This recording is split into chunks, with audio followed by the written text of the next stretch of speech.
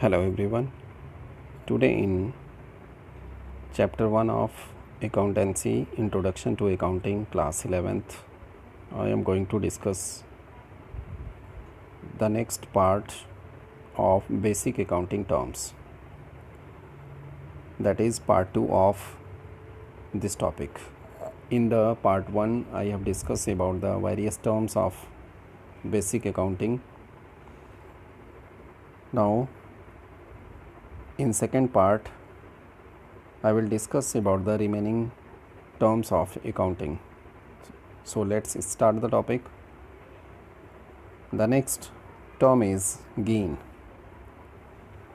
Gain is a non-recurring profit that arises from events or transactions which are incidental to a business, such as sale of fixed assets, winning a court case, etc. Gain जो है एक non recurring nature का profit है. Non recurring का मतलब बार बार होने वाला profit नहीं है, ये कभी कभी होने वाला प्रॉफिट है और ये ऐसे इवेंट्स के थ्रू होता है जो इंसिडेंटल नेचर के होते हैं. जैसे हमने अपनी कोई फिक्स एसेट्स को सेल किया और सेल करने पर हमें प्रॉफिट हुआ. जैसे आप यहाँ देख पा रहे हो, बिल्डिंग इज़ देयर और इसको आपने सेल किया और यहाँ पर प्रॉफिट हुआ. ये जो प्रॉफिट हुआ that is known as gain. यहाँ पे प्रॉफिट टर्म नहीं यूज़ होगा बल्कि इसको हम गेन कहेंगे क्योंकि ये इंसिडेंटल नेचर का है, बार बार ना होने वाला नेचर का है, नॉन रिकरिंग नेचर का है. इसी तरह विनिंग ए कोर्ट केस है.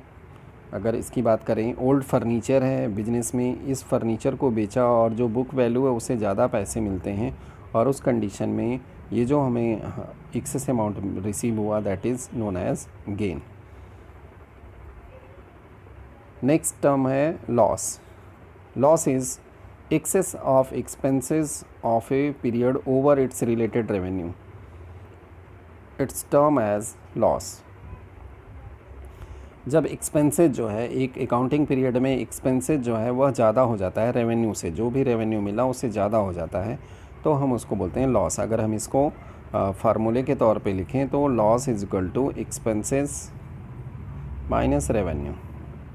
अगर इस कंडीशन में हमारा जो है एक्सपेंसेस ज़्यादा हो गया मोर दैन रेवेन्यू तो that is known as loss. It decreases in owner's equity और लॉस होने से जो ओनर्स इक्विटी होती है वह डिक्रीज़ होती है. It also refers to money और money worth loss without receiving any benefit in return. Cash or goods lost by theft और ए फायर और एन एक्सीडेंट. इस तरह से भी हमारा बिजनेस में लॉस हो सकता है कि लॉस बाय थेफ्ट हो गया, लॉस बाय फायर हुआ, लॉस बाय एक्सीडेंट हुआ, तो इसकी वजह से भी यहाँ पे बिजनेस में जो नुकसान हुआ that is also known as loss. Next is discount. Discount is basically known as deduction, reduction और concession in the price of the goods. Discount जो है ये गुड्स की प्राइस में डिडक्शन है या रिडक्शन है या कंसेशन है जो कि कस्टमर को ऑफ़र किया जाता है.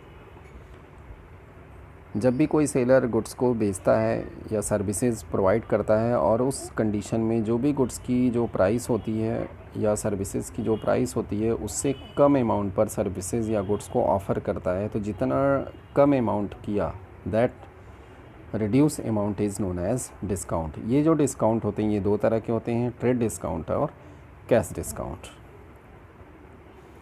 Now trade discount. Trade discount is discount allowed by the seller of goods at N agreed percentage of list price. ये लिस्ट प्राइस पर ऑफ़र किए जाते हैं for goods being purchased in quantity. It is not recorded in the books of account. इसको books of account में record नहीं होता है. और ट्रेड डिस्काउंट का जो पर्पज़ होता है that is to attract the more and more customer. ज़्यादा से ज़्यादा कस्टमर्स को अट्रैक्ट करना, ये इसका पर्पज़ होता है. इसलिए बिजनेस ऑर्गेनाइजेशन के द्वारा जो है ये डिस्काउंट अपने कस्टमर को list price of goods and services पर प्रोवाइड किया जाता है. दूसरा जो डिस्काउंट है cash discount. Cash discount means certain deduction in amount due allowed by seller for making payment with in a stipulated period और अर्लियर. जब हमारा कस्टमर जिनको कि हमने क्रेडिट पर सेल किया हुआ है और वह कस्टमर जो स्टिपुलेटेड टाइम दिया गया था उससे पहले अगर हमें पेमेंट करता है या उस स्टिपुलेटेड टाइम के अंदर पेमेंट कर देता है तो उस समय जो डिडक्शंस दिए जाते हैं उसको that is known as cash discount. इसका मेन पर्पज़ होता है to get prompt payment. Prompt payment को रिसीव करने के पर्पज़ से ये ऑफ़र किए जाते हैं ये discount. It is recorded in the books at the time of payments. जब पेमेंट रिसीव होता है बिजनेस को उसी समय इसको बुक्स ऑफ अकाउंट में रिकॉर्ड किया जाता है। Cash discount act as an incentive that encourages prompt payment by the debtors. यह एक इंसेंटिव के तौर पे काम करता है क्योंकि ये इनकरेज करता है डेटर्स को कि वो जल्दी से पेमेंट करें। जल्दी से पेमेंट करेंगे तो उनको कुछ कंसेशन मिलेगा, उनको कम अमाउंट पे करना पड़ेगा। तो ये डेटर्स पॉइंट ऑफ व्यू से प्रॉफिट है, एक इनकम है, लेकिन सेलर पॉइंट ऑफ व्यू से ये लॉस है। लेकिन यहाँ पर इस डिस्काउंट को ऑफ़र करने के से बिजनेस को जो अमाउंट काफ़ी देर बाद मिलना था वो बहुत जल्दी रिसीव हो जाता है। नेक्स्ट टर्म है voucher. Voucher is the documentary evidence in support of a transaction. Voucher जो है ये एक डॉक्यूमेंट्री एविडेंस है जो कि एक ट्रांजेक्शन को सपोर्ट करता है। बुक्स ऑफ अकाउंट में हम ट्रांजेक्शन को किस अकाउंट को डेबिट करेंगे, किस अकाउंट को क्रेडिट करेंगे, ये जब क्लैरिफाई नहीं होता है तो बाउचर डॉक्यूमेंट बना, जैसा आप यहाँ देख पा रहे हैं एक कैश रिसीट का बाउचर है यहाँ पे, और इसके बेस पर हम ट्रांजेक्शन्स को रिकॉर्ड करते हैं। और बाउचर को ये प्रूफ ऑफ ट्रांजेक्शन भी कहा जाता है। इवन ऑडिटिंग में तो इसको बैकबोन कहा जाता है कि ऑडिटिंग प्रोसेस का बैकबोन जो होता है दैट इज़ बाउचर, क्योंकि इसी से ऑडिटिंग एक्टिविटीज़ कंडक्ट की जाती है। Transactions are recorded in the books of account on the basis of voucher.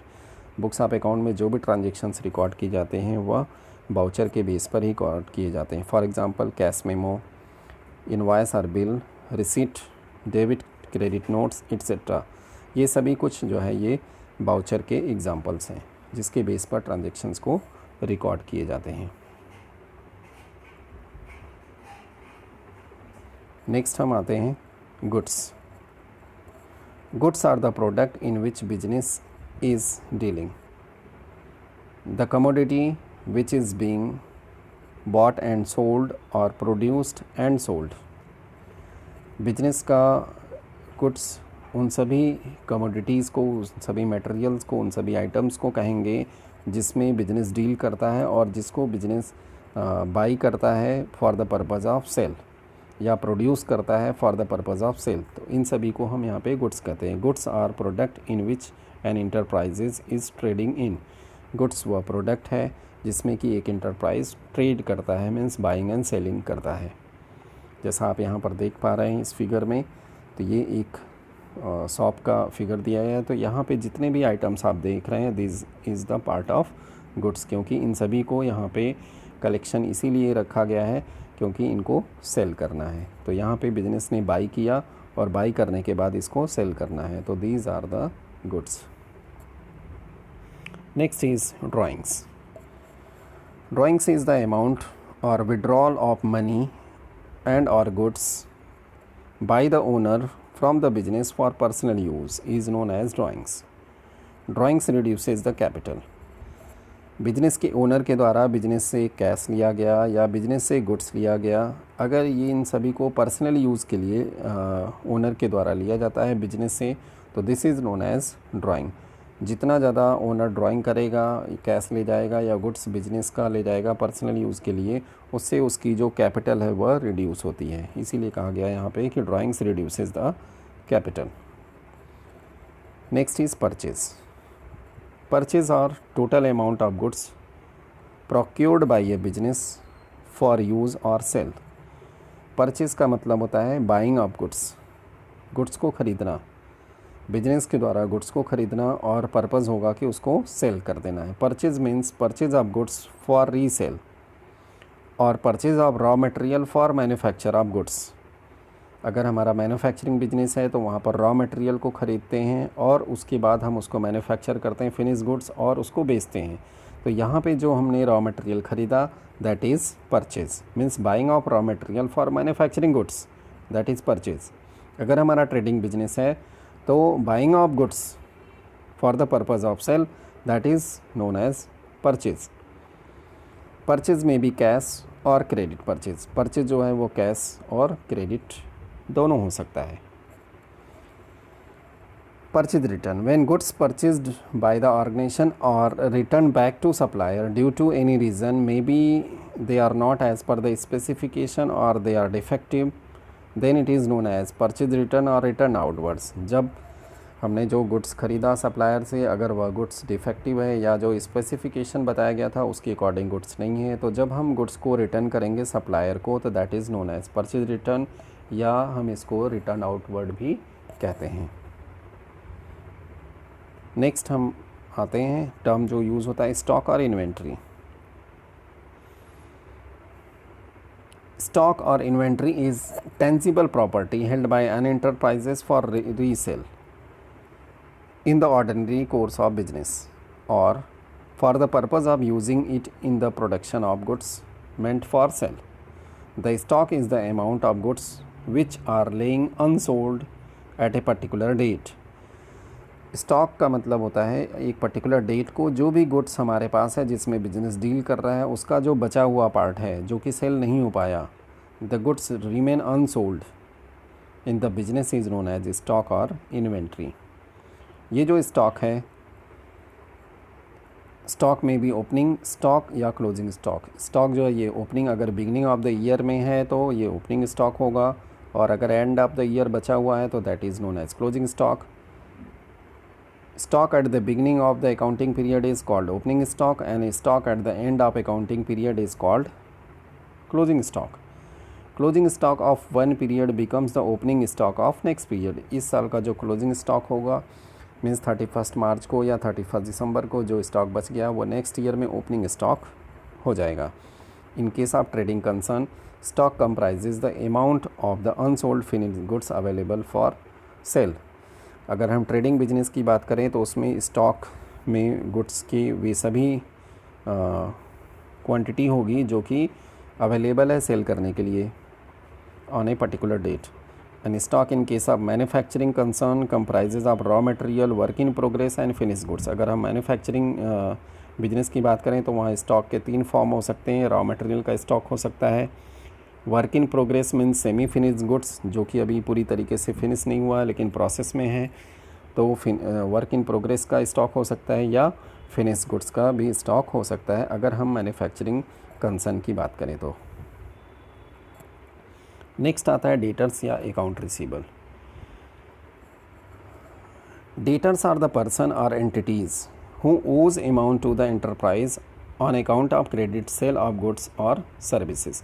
Debtors वे पर्सन होते हैं या वे एंटिटीज़ हैं या वे बिजनेस ऑर्गेनाइजेशन हैं जिन्होंने बिजनेस इंटरप्राइजेज़ से क्रेडिट पर गुड्स को ख़रीदा है या बिजनेस इंटरप्राइजेज़ ने उनको क्रेडिट पर गुड्स या सर्विसेज को सेल किया हुआ है और उन्होंने इसका पेमेंट जो है फ्यूचर में देना है। Account receivable includes debtor as well as bills receivable. अगर हम अकाउंट रिसीबल की बात करें तो अकाउंट रिसीबल में जो होता है, अकाउंट रिसीबल में यहाँ पर डेटर्स और बिल्स रिसीबल दोनों आते हैं। जब हम इन दोनों को एक साथ ऐड कर देते हैं तो this is the part of account receivable. तो basically debtors are those person to whom business sold goods on credit and in future they will pay the amount of goods to the business. Next is creditors and account payable.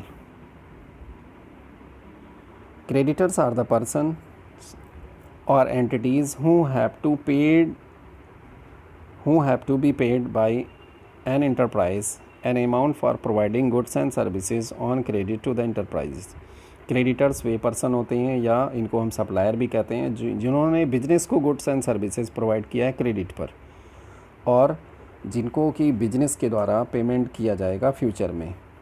Account payable की बात करें तो account payables includes creditor as well as bills payable. जब account payable की बात करें तो account payable is equal to, यहाँ पर जब हम क्रेडिटर्स और बिल्स पेबल दोनों को एक साथ इंक्लूड कर देंगे तो ये हमारा अकाउंट पेबल हो जाएगा। ये दोनों जो होते हैं ये करंट लायबिलिटी के पार्ट होते हैं। Next term is income. The excess of revenue of a period over its related expenses. एक सर्टेन पीरियड जिसको हम बेसिकली अकाउंटिंग पीरियड कहते हैं, उसमें जो भी एक्सपेंसेस हैं और रेवेन्यू है, एक्सेस ऑफ रेवेन्यू, जितना ज़्यादा रेवेन्यू होगा, जो डिफरेंस आएगा एक्सपेंसेस के ऊपर, that is known as revenue. Generally the term income is used by non trading organisation. Basically ये जो टर्म यूज़ होता है ये नॉन ट्रेडिंग ऑर्गेनाइजेशन के द्वारा यूज़ होता है, और जो ट्रेडिंग ऑर्गेनाइजेशन होते हैं way basically profit word use करते हैं यहाँ पर।